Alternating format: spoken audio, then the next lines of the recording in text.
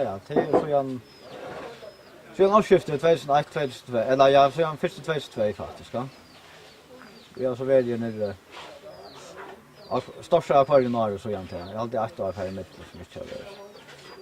Men där så huskåte och traineren visionen att här är att göra ett Barnahei. Ja, det var bara man kan säga parsrätt, man huxar ju om allt möjligt som man inte göra och det som går börja vi och det som är så lyckligt med hjärtan till att skaffa folk arbete här till en stor trubbel här att till start arbetslöshet det ligger man 25-40% och det är ju första betänkelse till det som folk har bruk för ja till att en arbete så det kan försörja familjen så ja. Så men barnen det har alltid varit och särskilt föräldralösa barn har alltid varit en parsrätt det är som är kan man säga kanske ringa för ja. Det är ju en gång gåan att så att ta söka. Det är ja, jag kan bara tala för mig själv att det är min förhjärta. Ja, som sagt har du nu ju katalog till att hjälpa och ja, för German då det är en sida så gott tal det till att han säger att Paulus säger till Karla till Kristus som tvingar oss va. Och jag hade till Sverige på att alltså. Det är något som har lagt där och man är nej för människorna och det är så får jag och man alltid har gjort upp på pengar men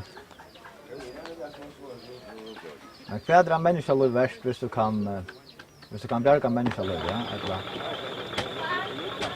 ja till nästan man kan säga det nästan annars vad det kostar alltså då startar det här värst men det måste alltid vara något som ja hvis man söker en stol och så har något som att självan kunna försvara så man tycker sig pengarna för det här som där skulle ja och till resten är grund till att och Christian sagt om stol för nu ja till tror jag att det är inte bara lätt för att göra något här nere särskilt att man inte är det själv heller och men nu går så kommer här till att man gör fejler och Anna börjar vi till helt annan mättan och till långt veck och folk här i förrän stålar man automatiskt på ötla men här stålar man automatiskt på ankan. Man kan inte ståla på när kan ner. Hvis man inte känner den rättliga väl och men nu går så kommer här till att och kommer gå så trycka att ha pengarna som går söka om färra rätt ställe och ja så får det trycka på det så vi tar och det för nu är det för nog till att några fireman kommer betala det själva ja så jag bruk för stolar och här är då stora möjligheter Paulus som du säger fysiska karmaner är då rättliga framaliga och lötande och inte ska negativ. När fattar du att det kunna fördubbla eller tredubbla härliga vatten? Ja. Och alla goss alltså måliga gossar kom på touch vatten och gör då. Ta 2000 i stället. Och ja, det är som mål och som sagt ja, här så vatten kostar, här så 5 vatten här så alltså budgetet nu är 50 kronor i månaden. Och det nästa 5 vatten det skulle så kosta inte mindre ja. Jag tror jag startfolk och allt annat. Långt här kan man säga. Och om man sätter ena tre så blir det för mer än det ja.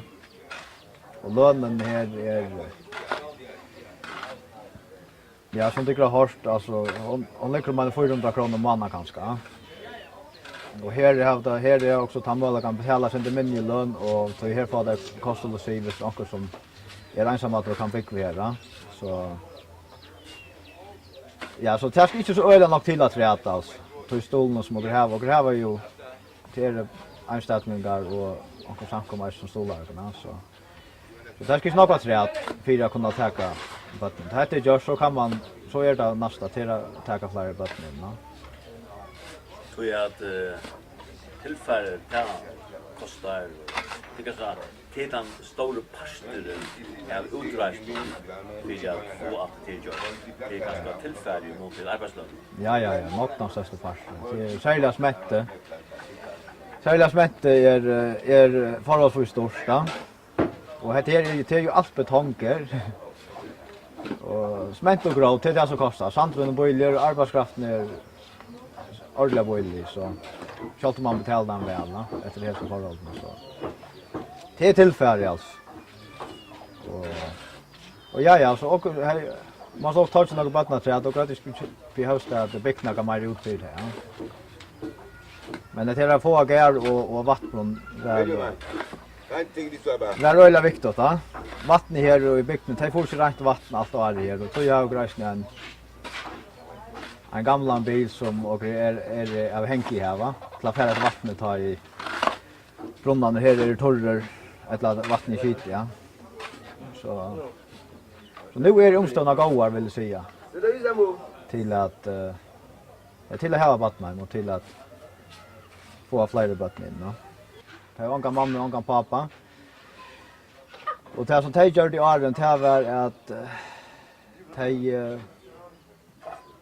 de högt timper och det är en process som de gör. De gräver ner sig eldad och säljer det som de brukar det som kola. Timpret att det är färdig dökningsprocesserna och det är det som är så bättre gör i åren. De arbetar fotland där och att många möjligheter för skolagång. Det då inte att ta så först det först ängst eller kriget hade kommit här. Det kände inte mån mellan A och B och ja, det då det inte faktiskt, ja. Och det var också så ring konstant att jag sa att det gått nog inte själv men det man fortalt att det är ju så ska jag inte så ring konstant var det ju, ja. Och en drank hit, han dranken han kommer så från in i Freetown. Och kvar det alltså till så är det att här om du föräldrar så bort du inte nödvändigtvis av götne eller lika ensamt men du vill kalla det någon annan i familjen ja som tar sig ut där och ja bort nu blir bruk som arbetskraft alltså och de flesta förarna så gärna folk utla för att ja ta jag bruk för arbetskraft ja så jag hade grävt gossor näga som som kommer bygga vojar ja. Ja, det är ju hvis det svär för Jesus så är sitter jag på själv så är så är ego så svär jag på det. Och mitt liv brott sig han mötte Jesus och till det bättre. Och jag känner någon som angrar till att han tog en stöd för Jesus där. Men jag vet inte själv för mig var det väl riktigt att ta det stöna men ja, det är absolut en pastor och men självant jag vill ju lära folk att dessa barn som växer upp här, de skulle helst kunna färja ut och ja, eller starta familj själv och inte behandla barnen kanske som någon annan här behandlar barnen slå att det är en dags alltså till pura dagslet här på att vänja det upp på att maten och så sa jag snitt i skolan när jag läraren är i pusk i hand då. Och det är hänt ästne. Ja. Jag vet inte att onkel lärare i Hevor slie börden hian. Ja. Den ena dagen kom en av dansen till hus vid en stor så har jag halsen och han står vid värre på han får snön och pratar i skolan och ja och på det säger jag för att det inte hände åter. Det hände åter så blir botten till nu skolan va. Och ta var det ja, det är ju skilda i öle men det är alltså och så jag tar helt det ju hänt men jag hade en pastor som var Eisentager vi och ja jag hade det var det så ju hörs ju på att det här vanliga folk här som näka som helst då. Att det bara så en uppträda botten. Och det som är att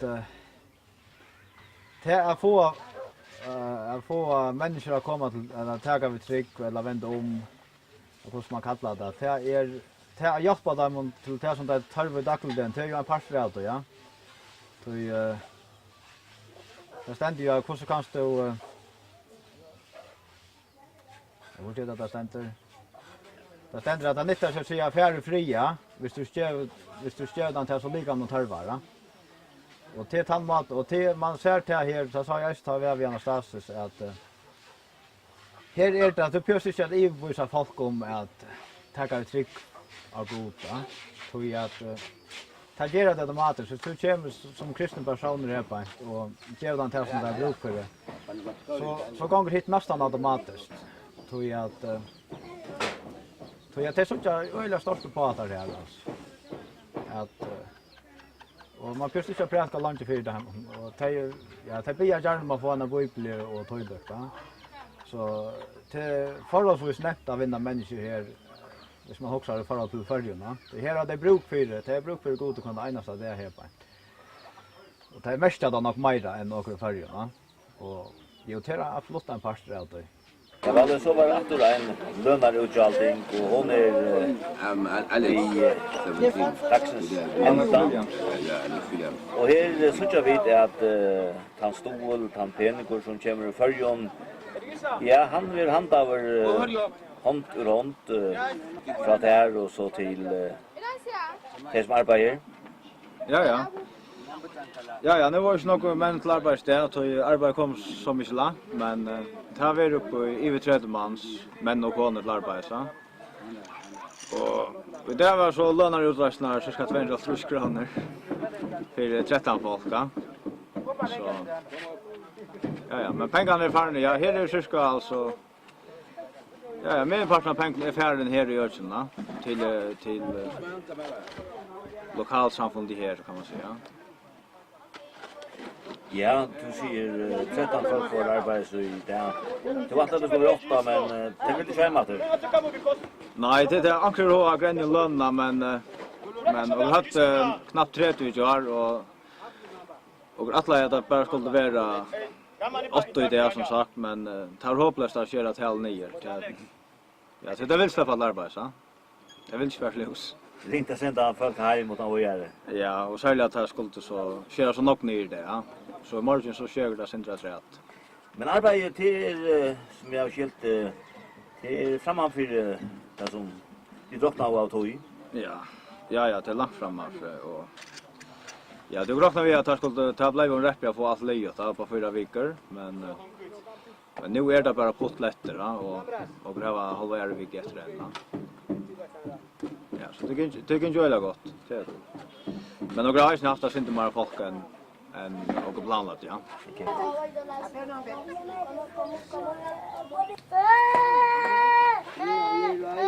Gratis, jag bara bin var fast det som ska gråta. Det tror folk, ja. Ja, det är rätt väl nog. Ankrar höga gränser inte lönar kvart, men det är bara vuxit det att det ger väl nog lönar lokalt. Och vi vill att det är hus. Och jag vet inte från förra av att det som jag nu till är inte mer än rymligt här. Ja.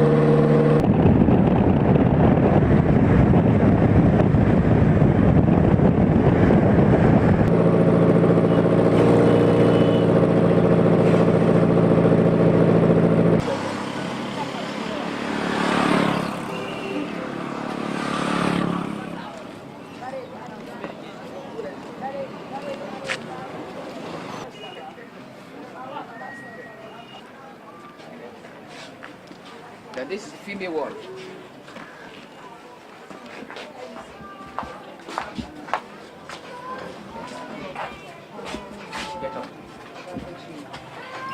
This is the general wall. Okay. Yeah. This is the general wall. Ja. Hello.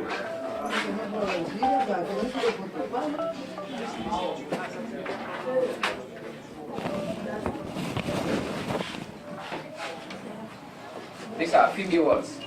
Off there, yeah. Female.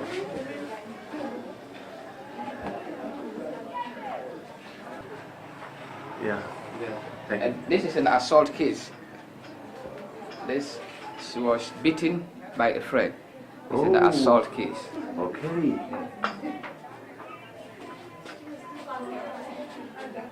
Yeah. And this one? Yeah, this also hernia operation. And do you manage the operation of the year? This is today makes then 5 days after I've done the operation. 5 days now.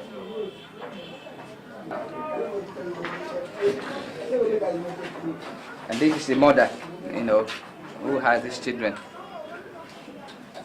And this is also hypertensive case. Hypertension. Okay, yeah. Hypertension.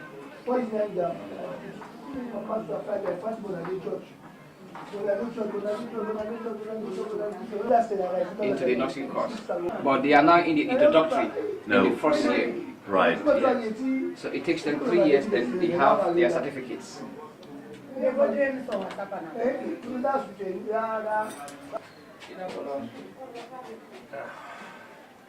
He needs to rest. Yeah. He needs to rest because this is not an operational case. It's a malaria combined with worms infestation. Yeah, so he needs to rest.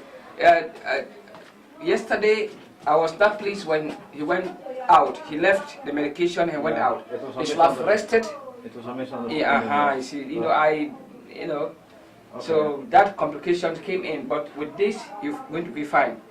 Anyway, take him, the same thing we do to him. Okay. Because it's not operation, it's not that, it's just a worm infestation, then the malaria. Cool. You see? And the high fever, it is from the malaria? Yes, it's from the malaria, yes. And that is normal? Yes, that is normal. You see? They might get as long as you want me, it's not a use for that, yes.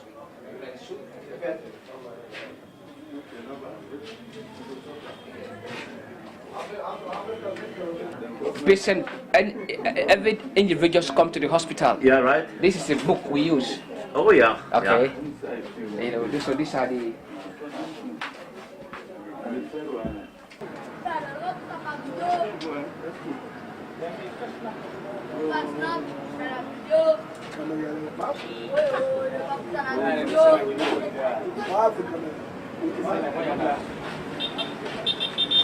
So any drugs we have supply from overseas.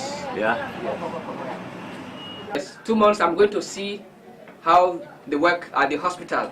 Right. Because I think they have 3 big hospitals in every island. They have a big hospital, which the government sponsor. Because you pay tax, then you go there to the hospital free. Yes. But every doctor has small clinic, because when I was in Norway, somebody told me that I wanted to go there and see. It's a very nice place. So I would like to visit you at the Fair Island. Yes. So you have to give me your email, everything, contact number. I will go there. Yes. Sometimes March, Yes. April.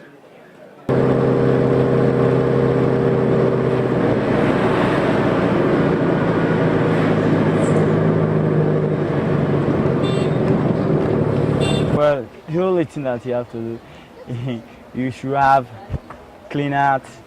You have clean out. Then they should, the government should know how to treat their people.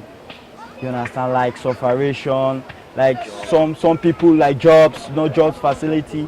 Some people will get up very early in the morning from their house, don't have where to go to find some job. People, when like if somebody live in this house, they do not have anything to eat, or do not have to buy something fine clothes. You understand? Then he stays in that house, do not have anything. He will become discouraged. That if I come and say, okay, I'm going to give you $10,000. I want you to cost some to do so. You will do it because you know that if you have that money, you can able to survive. you can able to take care of your family. The government should know how to treat their family. And in the world, what I should tell the world, they should stop misusing children.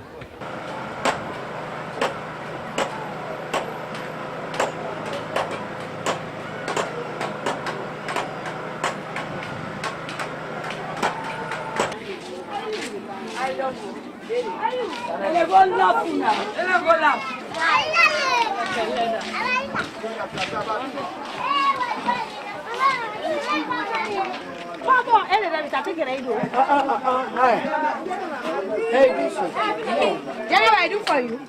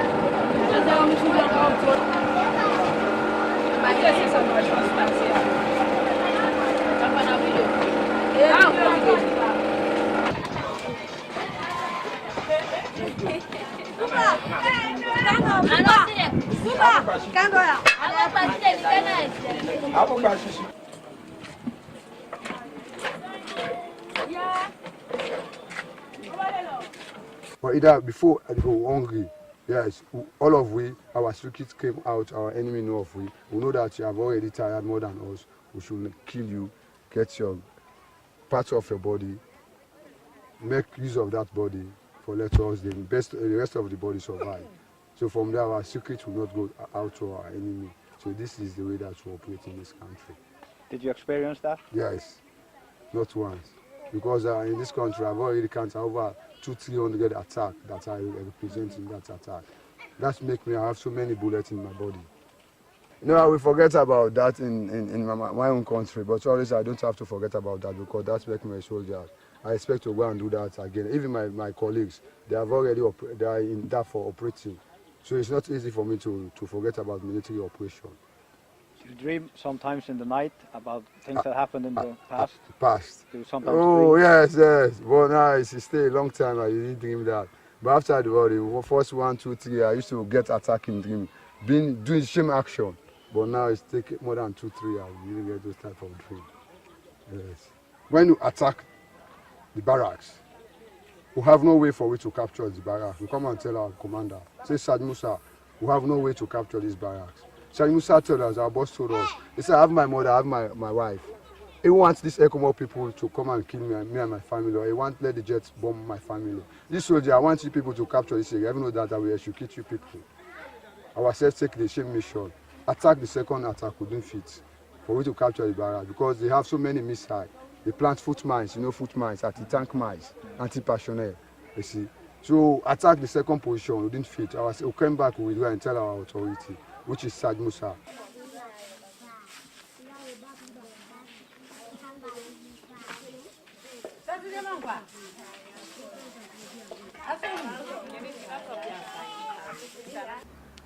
Middle of our back and angles like a beef, you understand? So when the Ecomoc are coming, the jets are flying up here. So the rebels say, okay, about 6 of us, some of my colleagues, they amputate both arms, you understand? Some of them die. So they amputate my arms, my left arm. So, unbeknown to that, we don't have any medical facility. We don't have any medical support in that area. So the rebels just leave us like this. So we have these native doctors provide for us some tablets and some pain effects. So, but my arm still getting some pain, serious infect. So me and my mother with my little sister, we went to our hospital named Good Shepherd in the eastern part of Freetown. Normally the place is Kisi. So when there we met some rebels. So there is the information that the neighbors in the area pass up to the rebels that there is a Nigeria foreign soldier admitted in that hospital. So the rebel went inside the hospital and killed some of the nurses and brutalized some people in that hospital. So I don't have any medical facility. So my hand started pulling some bad odor. And my hand started pulling some germs. So I tell my mother, I said, this I think is going to be the end of my life. I think I'm not going to make it. I'm going to die in this place. My mother said, no, you're not going to die. Soon as you have life, you're talking to me. And I say, you're not going to die. So we leave that hospital, we started work. The ECOMAC troopers are entering the capital city of Freetown to remove the rebel. So when we went to Ferry Junction, that is the eastern part of Freetown, so I decided, I went to a little shop.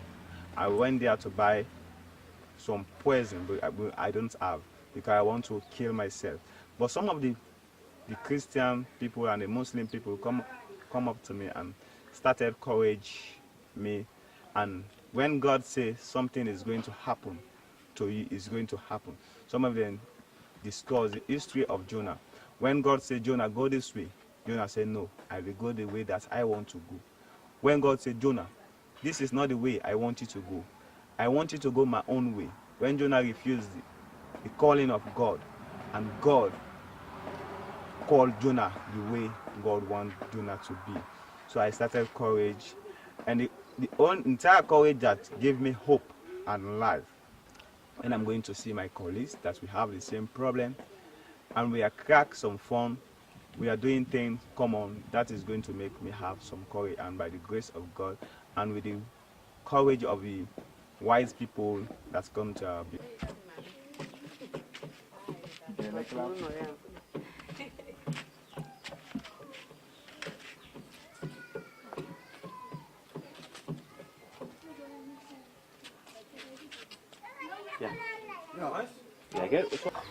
Ja, man hugsar vel sjálvan høyrir så søvnar og ser til som gjørst at fra fæta mennesken kom her til, da. Jeg gjør så var noe, men man tar ikke bare hvor så langt ut man kan komme og ta i jeg tar seg her til man svanker og fedda opp, sier jeg der, da. Til andre meter, og man strøy just kan det egnes av det, og til andre vågna. Til andre vågna for nøkron, og man ser bare at det som at det ganger for kjærsta veien, og så blir ødela klandra seg kan annan, og så vinter hatt det på seg, og selv om noen av de tingene som blir gjort, de reale tingene, de var kanskje ikke vi som fotlig filmt hadde gjort det, de brukte jo nok stoffer og annan, men altså, man ser eisen til her, altså, hvis man her nere i en løt i eller man skiler det, at det kan komme her til, da. Så det øyla vidt, altså, det er ikke nok til, altså, det kan klandras om prisen av en breie for eksempel, og det kan sakta samla en 200-300 mennesker som stand og råper i høtta for nøyre under flere timer. Altså, det som åker sånn som bakateller, da. Og man ser det lykal at, eller man skiler det, at det kan hava kommet her til, altså, så man ser hvordan folk er dagligen, altså. Det er øyla sjålkvann veien, altså. Øyla sjålkvann veien. Ja, vi har jo byggt av oss her oppfor her og Weinler og Tabell og Hensler. Så det er sjålfyrsøk. Ja. Og det er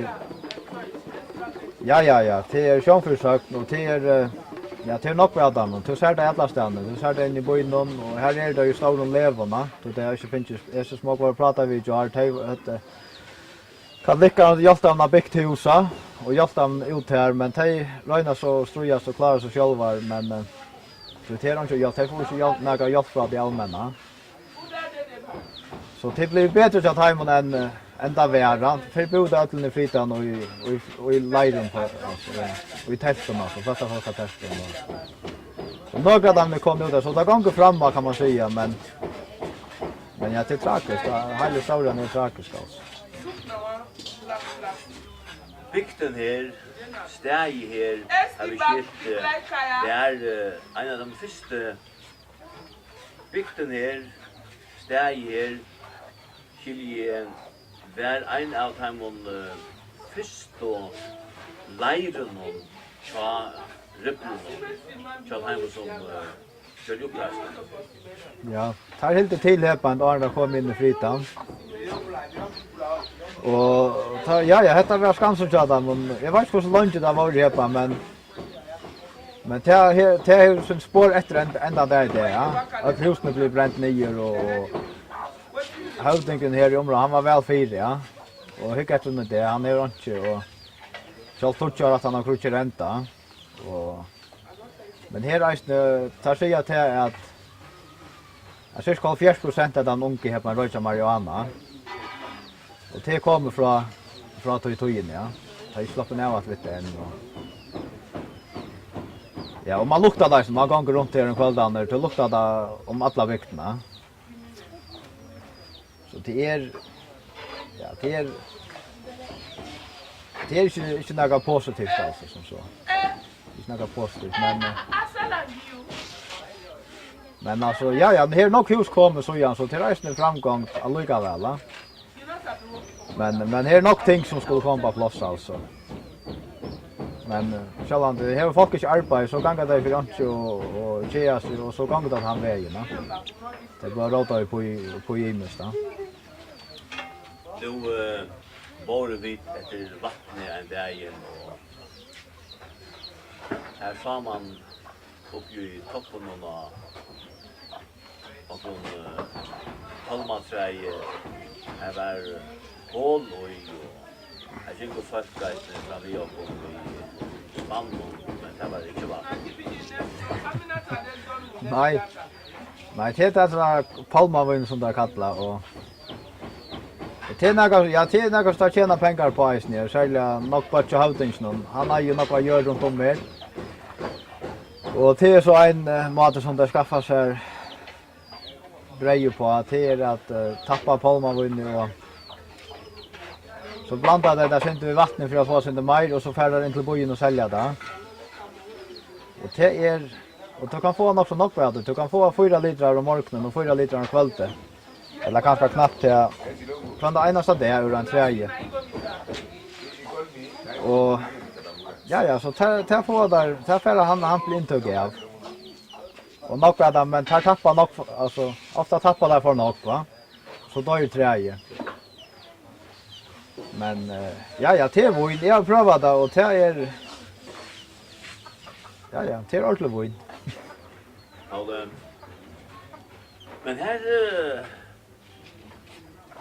och just det gå vin eller man kan säga att som träd ska leva av. Här bor en snultare. Ja. Och jag har haft besök av dem här tvärfärna och så 5 stolen. Det är det kallar bushspider. Och den ena arbetaren han blev biten av en tada fällt av palmaträd. Och det kan vara alltså till det vanligt hvis man inte får lackna hjälp, va? Men också Martin sände så att lackna, men jag vet inte själv men och han fick en spröjt och det kostar inte, det kostar 3000 lions men det är kanske en trutchar 4 daglen i jankrona. Vi ska snacka om det som inte arbetar och till så det är inte nämnt att han affära till lackna men det är spalt så väl av hesefärna men ja och så den ena förringen Kristen han får pilka en håll att han har ett fält och här kommer så en del då. Ja, jag som jag känner kan att han står. Jag bara sätter smarre men ja. En sätta tasken till maskinen och han vill switcha och han är lojen och spreadar av först. Så här är det mest här inne i chocken alltså läkrar de små men Det är inte hundra gester. Det är ju tre bara ätskoppar. Ja, nej, tog den för man kör så gott att man svävar i tältet, ja. Det gör man absolut och jag börjar minns första för då jag börjar komma ta i bo till hon när man bor ta var det idlekoppar, stora idlekoppar om vi ska bushbiter så var det lika stora. Och tar så jag vet inte på morgon och man stuvnar ju en lött i armen tar det färdigt ur sanchen, ja. Men man vet så kört vitt alltså va. Kanske. Ja, Paul, du ligger vid i Heston ur Följon. Från Sölvesborg. Och här är det och det var strängt i alla dockorna att vi skulle köra fyra. Har vi för sånger och eisen har vi för upp och jul kameran ja här mot Lukas där. Vad är det här för något och boy? Ja, det är malaria som är rätt vanligt här i Örsnön och ja, det kan man saktans få, va? Och i hans stad har bara haft det här så för. Och jag har haft det för vankert i eisne och det är något som strujas vi här dagligen. Men ja, nej, det är inte några insatser alltså. Men åker här så tar målet att också att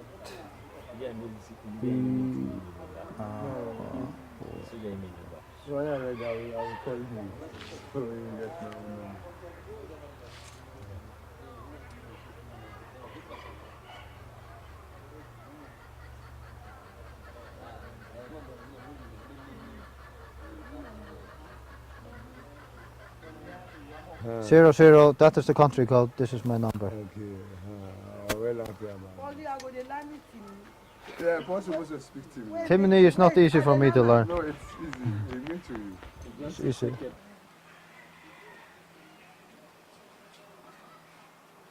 I'll give you something when it's all done,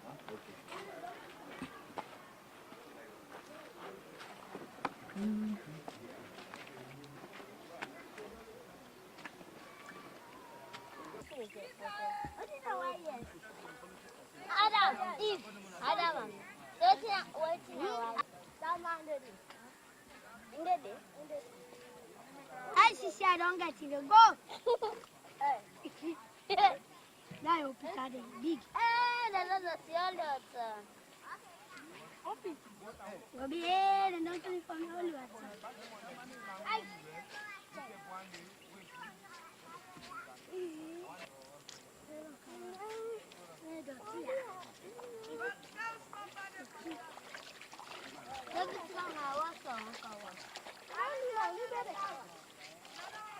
That's what you double.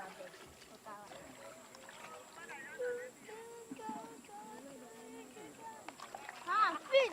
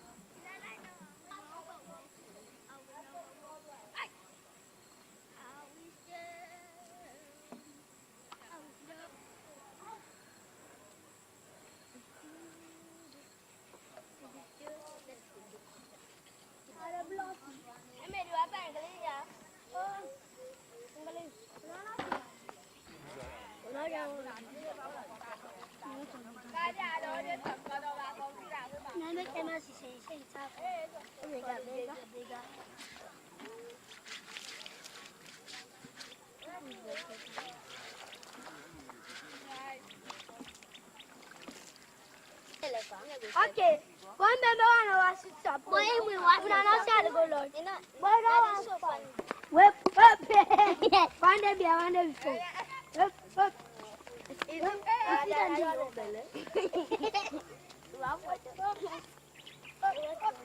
Ahora picar smeri, nej fett för man kan inte komma bak. Jag kommer snabbt pika. Nej, så lager. Yes.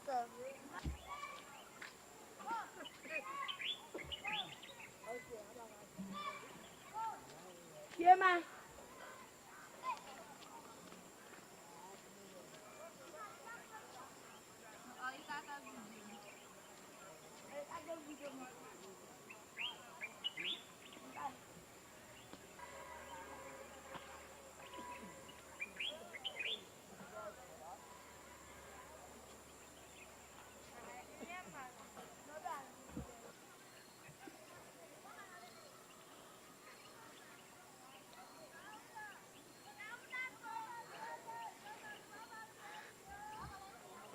Endamenter.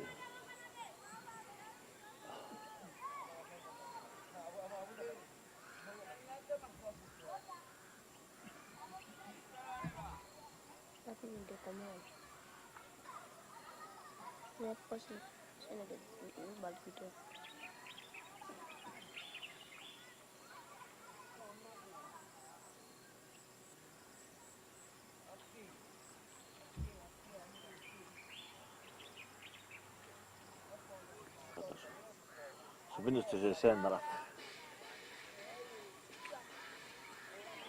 Gue mau trovato, moi mi vaya a tornare da un Jauh. Siapa se vaya a tornare da un Jauh. Siapa se vaya a tornare. Sama besar. Apa? Gue mau trovato, street lot. Gue trovato da.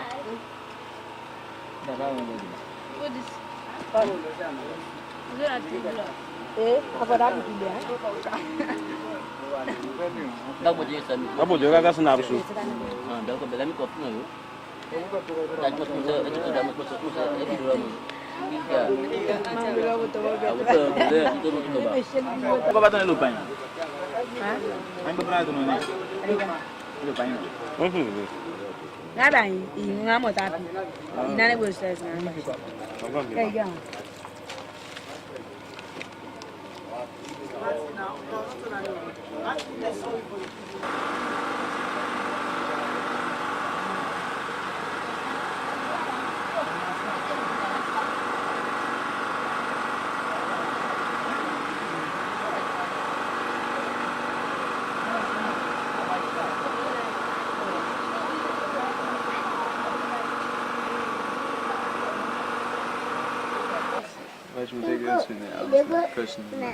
Ja, det var den här familjen. Hon är som man säger, inte kristen men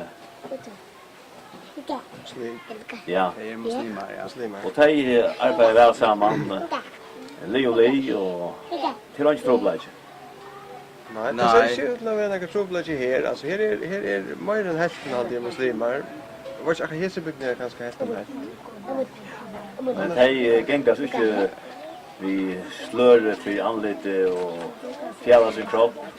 Nej, alltså det är så uppenbart annars länder som vi känner från Europa alltså. Här kan det mer fundamentalt alltså. Men det kallas som muslim och inte kristen i Siera.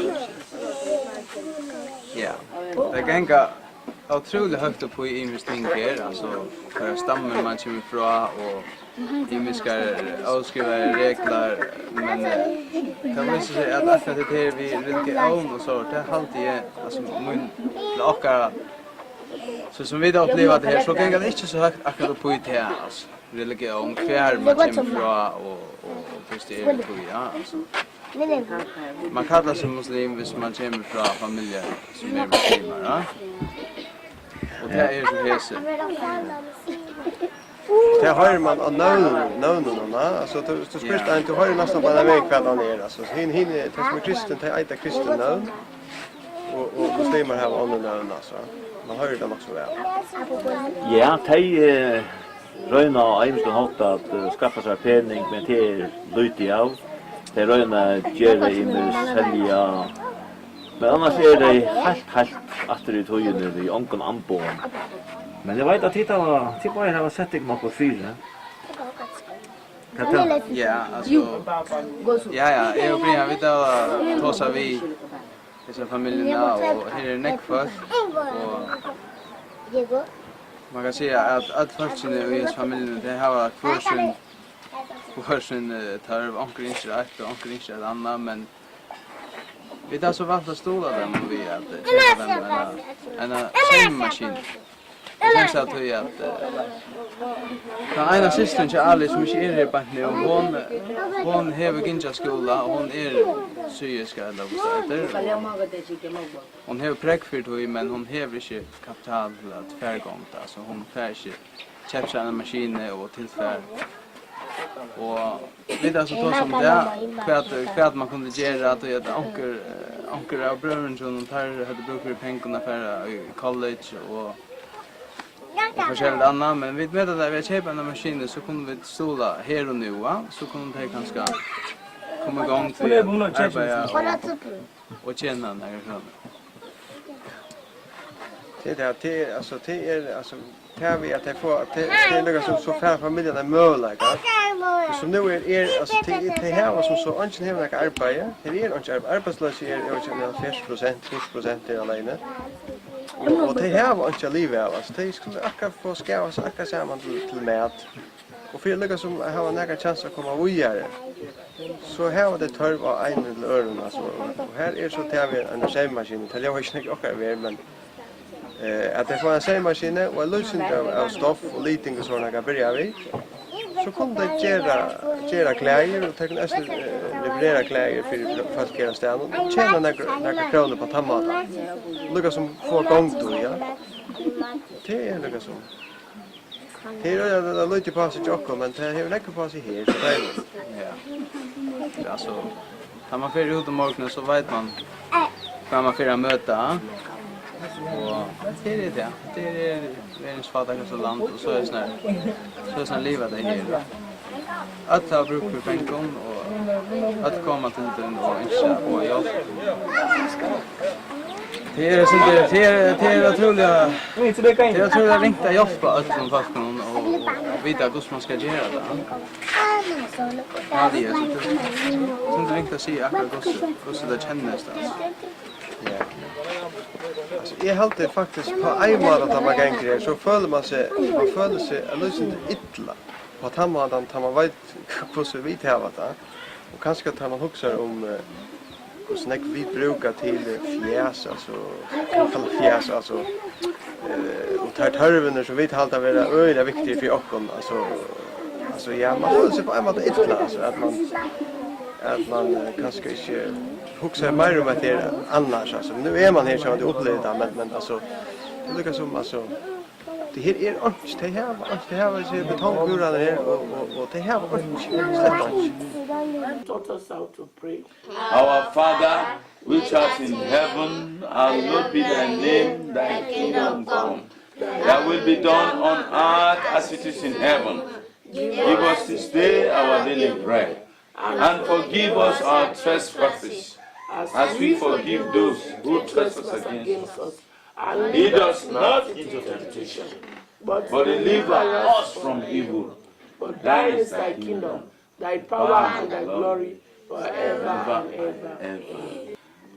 Yes, it's coming. Yes, it's coming. Coming to judge. Jesus, coming to judge. Coming to judge. Coming to judge. Jesus. I've done very much. This morning I wake and pray. I've made your breakfast. And now we are cooked and eat. We want to ready now to go to the water side. To go and take a shower. What have you done now? Just now? Just now? Yes. I'm just coming to play. Okay. You like that? Yes. You like the flies now? Yeah. Yeah. So I think that here is better than the place I come from. You think so? Yes. Okay. Why? Can you tell me? The place I live, so many people and the thick. I don't like their thick. And the place I came from, so many stealers. There are too much at that place. And so many troubles at that area. That is why when I come here, I have saved now. Okay. My name is Esther. I am class 3. Now I was saying hello to you. I like your children. I like your children so much. I like your children to come here. Your children is my friend. I like your wife to come here, to stay here. Yeah, okay. I like his wife. Yeah, okay. In the morning, we have to do some work. We have to sweep. We have to make breakfast for you in the morning. We have to, when you finish to make breakfast for you, have to go in the school. We have to prepare. Tomorrow, when you have to go, you have to save Johnny. You have to greet all your children. And you also are praying and singing in the morning. Yes. We like to pray every day, every morning. The Lord is our shepherd, we shall not want. He maketh us to lie down in green pastures. He leadeth us beside the still waters. He restoreth our soul. He leadeth us in the path of righteousness for his name's sake. Yea, though we walk through the valley of the shadow of death, we fear no evil. For thou art with us, thy rod and thy staff may comfort us. Thou preparest a table before us in the presence of our enemies. Thou anointest our head with oil, our cup runneth over. Pass me not, O gentle Savior, hear my humble cry. While as thou art calling, do not pass me by. What will you be when you be older? What When is- the old when, of me, yeah, when you are grown, big older. Will you be teacher, lawyer, or nursery? What will you be? nurse. You know. Why? Why? Because I like nurse. When he's sick, nurse have to, when he have stomach, when he hamburg you, nurse have to make the children out. You have to pull it out from you. That's why I like nurse. Because when nurse is not there in the country, when his stomach is hurting, you don't have nurse. You have to pain, you have to dead. If you don't have nurse, that's why I said I was big nurse. My name is Joshua Mokoa. I live in Wama village. My mom's name is Mrs. Bangua. I like to go to school to learn. I like you when you do for me better things. It make I go to learn book. So I tell you thank you. I tell you when you go, Save Johnny, greet all your family. So I tell when I come here, I like to be computer work. When we finish to pray and sing, we come and work in the morning and go to school. We learn something. I like to do in the school mathematics. Thank you. Hello, the primary student. I'm saying hello to you. Thank you. Thank you to keep your father. Thank you for keep your mom. So I'm telling you bye. Starfolk er ringt av få. Ja, gå, alltså folk som kunde standa för sommaren Det är inte nog vad de med på. Det är väl riktigt att finna ärliga folk och ja, det är inte något som är nämnt alltså, men det är folk som kommer här gosses en början, det är inte perfekt till joken, hvis man ute på att finna några fel så klarar man väl till. Men till gosser några som går följa att bötterna har det bättre här än de hade det arven, till någon egen till. Och när kvalifikationer till alltså man då läsa och skriva och man var ärlig alltså och gå över det är inte mer än det som åker kraft alltså. Jesus come in. Jesus come in.